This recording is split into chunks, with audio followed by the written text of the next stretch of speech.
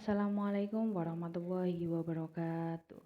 Perkenalkan, nama saya Nurdanisa Rahmadani, perwakilan dari kelompok saya yang beranggotakan Lutfiah Eka, Zidni Syifa Al-Kirom, dan Muhammad Ardiansyah.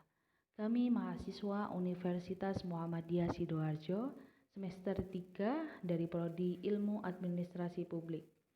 Di sini saya akan menjelaskan mengenai perkembangan paradigma pelayanan publik. Pertama-tama, saya akan menjelaskan latar belakang dari perkembangan paradigma pelayanan publik itu sendiri. Pertama, pada dasarnya setiap manusia membutuhkan pelayanan. Bahkan secara ekstrim dapat dikatakan bahwa pelayanan tidak dapat dipisahkan dengan kehidupan manusia. Kedua, pelayanan berasal dari kata layan, yang artinya menolong, menyediakan segala apa yang diperlukan orang lain untuk perbuatan melayani. Ketiga, publik sendiri berasal dari bahasa Inggris public yang berarti umum, masyarakat, dan negara. Keempat, paradigma New Public Service disingkat NPS adalah konsep yang dimunculkan oleh Janet V. Denhart dan Robert B. Denhart melalui tulisan yang berjudul The New Public Service Serving No Steering pada tahun 2003. Kelima, teori New Public Service memandang bahwa birokrasi adalah alat rakyat dan harus tunduk kepada apapun suara rakyat. Selanjutnya, konsep yang ditawarkan oleh New Public Service adalah mendengarkan suara publik dalam mengelola tata pemerintah. Dan yang terakhir, menurut gagasan Denhart tentang pelayanan publik, baru menegaskan bahwa pemerintah seharusnya tidak dijalankan layaknya sebuah perusahaan, tetapi melayani masyarakat secara demokratis, adil, merata, tidak diskriminatif, jujur, dan akuntabel. Lalu, di sini ada beberapa teori oleh Dimok, Dahl, dan Waldo.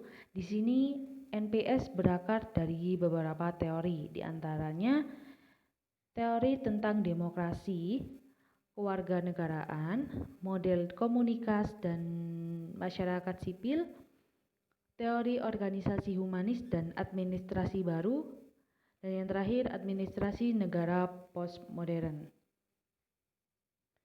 Lalu ada beberapa tokoh yang mendefinisikan tentang pelayanan publik.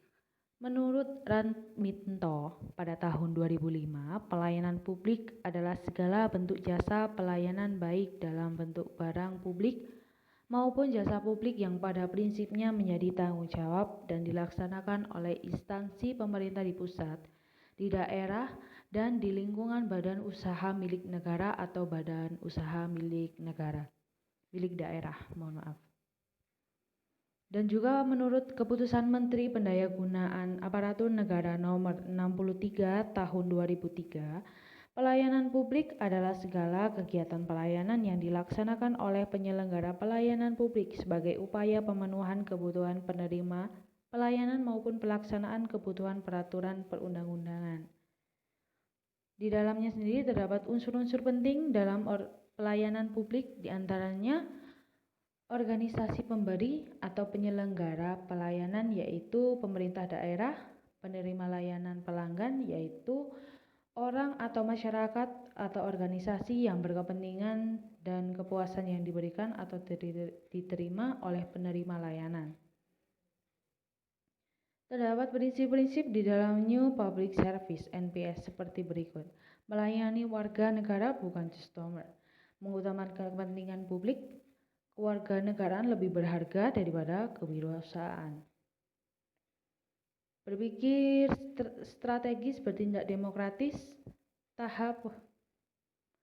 tahu kalau akuntabilitas bukan hal sederhana, melayani ketimbang mengarahkan, menghargai manusia bukan sekedar produktivitas.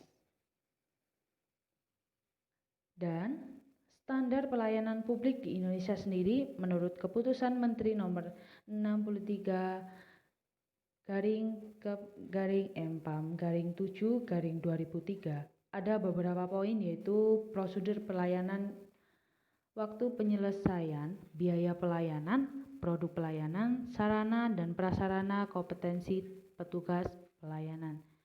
Setelah itu ada indikator pelayanan publik. Para Suraman, Zeitami dan Berry tahun 1998. Berikut indikatornya: keandalan, reliability, kemampuan untuk melaksanakan pelayanan yang dijanjikan dengan tepat dan terpercaya.